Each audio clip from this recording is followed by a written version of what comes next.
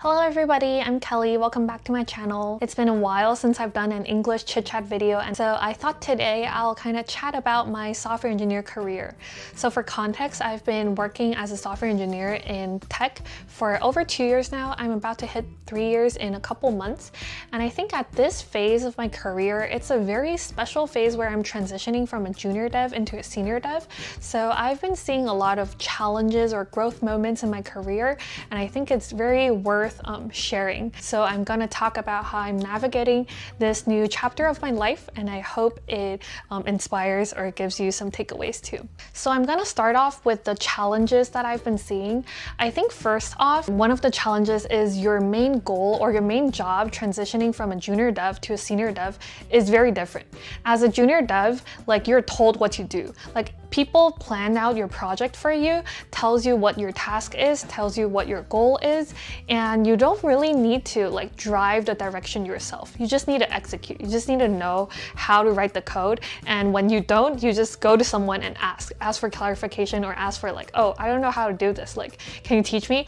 Like those are what a junior dev does. But as a senior dev, you're starting to like need to know how to drive direction. You may only like be given a really big, really vague goal. You need to figure out what are the different options to get there and evaluate different solutions, figure out concrete plans, and do the communication to talk to like your stakeholders, talk to your manager, talk to your team, and figure out what the technical difficulties will be, what the trade-off is, and what is the level of effort that's required. And also, most importantly, figure out the prioritization, because engineering resources and time is like always limited. So you can't like do everything perfectly. You need to know what's important and what's not, and when to make that trade-off. I think there are so much more like soft skills that you will need to gain in order to become a really good senior dev, and those are not the things that the school or like CS classes will teach you. These things I think at this phase of my career I'm trying to get better at, so not just to know how to execute, but also to know how to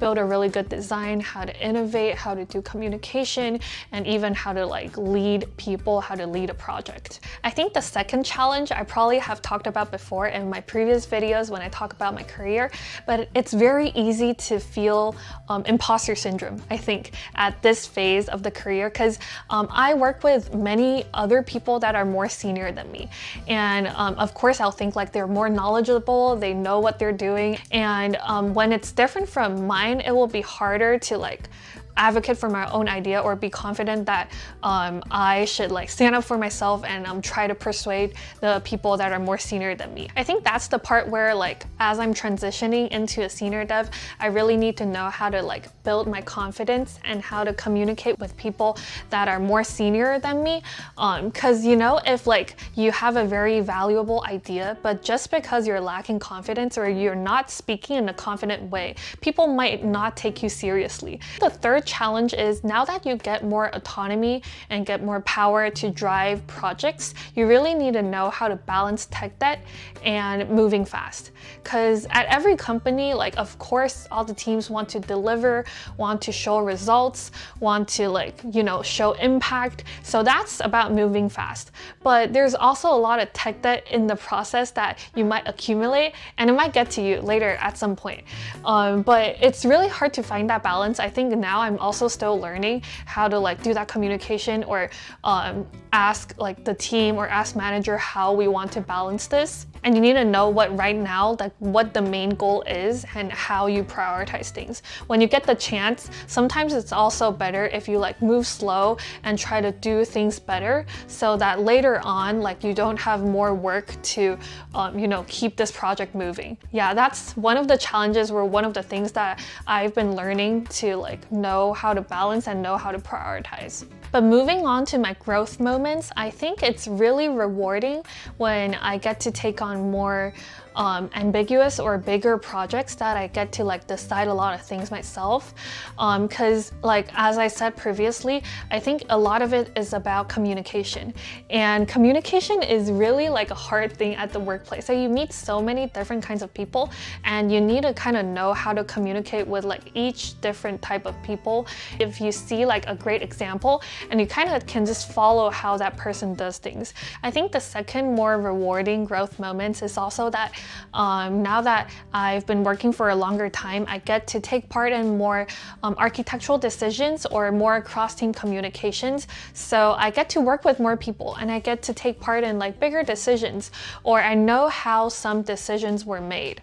Like as a junior dev, oftentimes you don't take part in like those important conversations. Sometimes you're just told what the decisions are.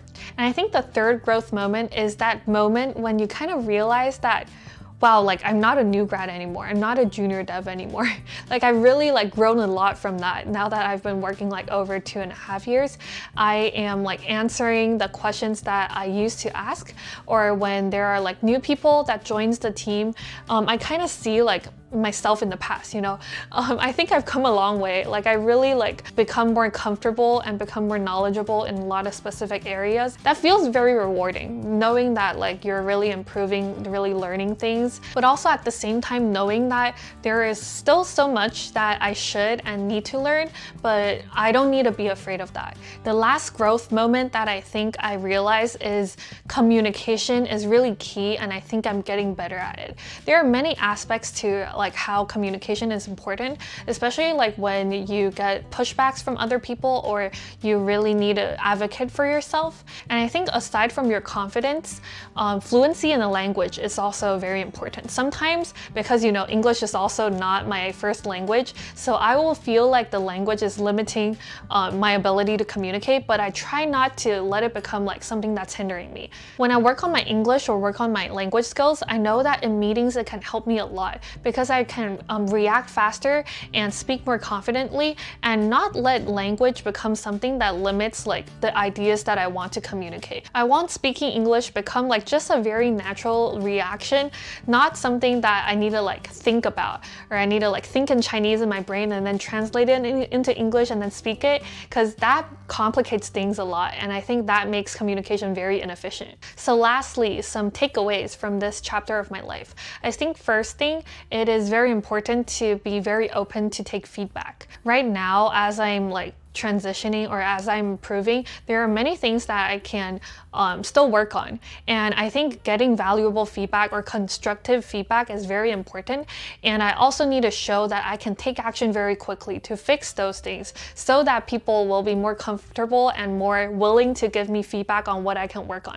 And I think that's a very easy way and very efficient way to improve. And second takeaway is that you really don't need to know everything to become senior. There are things that I'm still learning and things I need to get better at, but it's still important that I'm like very open to learning, and I'm very open to like asking questions, because you know, there's no way like you're already like perfect. I think it's still very important to know how to ask for help and not like feel like you're falling behind because of that. Last takeaway is I think I'm becoming more intentional with my time and energy. There are always so many things to do. There are so many projects that you can take on. There are so many tech debt that you can fix.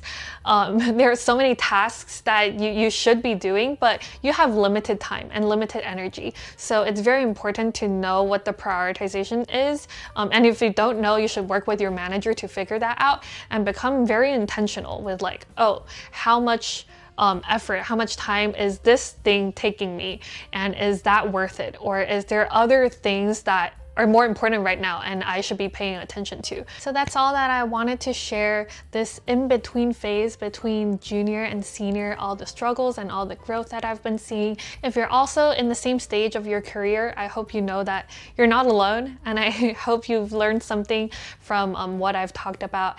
And I think it's a very unique, very special, and very meaningful phase to experience in everyone's career.